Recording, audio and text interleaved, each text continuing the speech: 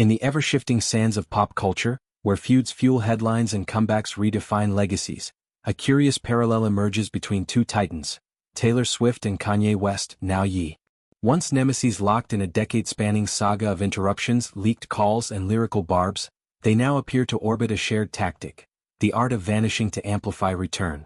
As Kanye prepares to unleash his 12th studio album, Bully, on December 12, 2025, whispers abound that he's channeling Taylor's blueprint from her own triumphant re-emergence with the life of a showgirl. This isn't mere coincidence, it's a masterclass in narrative control, where silence becomes the loudest statement, and absence crafts anticipation like a maestro tuning an orchestra. Taylor Swift's playbook for the life of a showgirl, her 12th studio album, was nothing short of theatrical genius. Fresh off the record-shattering Eras tour, a global phenomenon that grossed over $1 billion and redefined live music, Taylor executed a deliberate disappearing act. No red carpet struts, scant social media breadcrumbs, and a conspicuous absence from paparazzi crosshairs. Fans, ever the detectives, dissected every shadow, a fleeting tweet here, a cryptic lyric snippet there.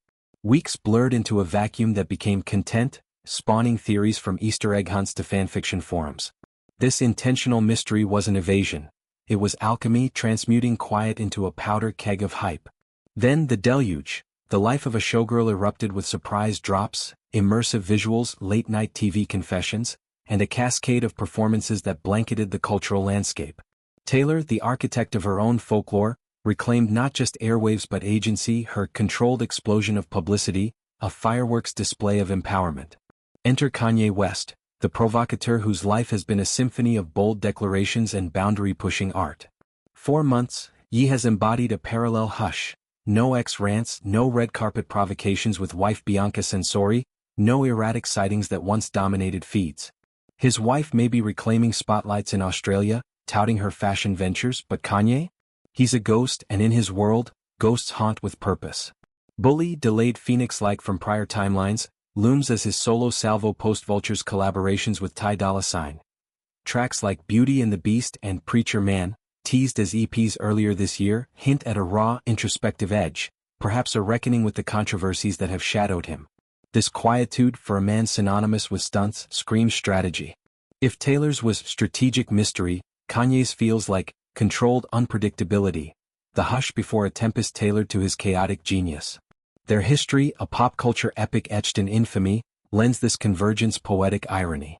It ignited at the 2009 MTV Video Music Awards, where Kanye's stage rush during Taylor's You Belong With Me win, proclaiming Beyoncé's supremacy, ignited a firestorm.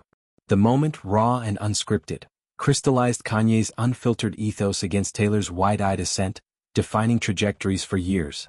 Reconciliation flickered in the 2010s. Apologies tendered, award show banter exchanged, a fragile détente by 2015. But 2016's famous lyric, I made that be ****H famous, rekindled Inferno. Taylor decried the line's unapproved vitriol.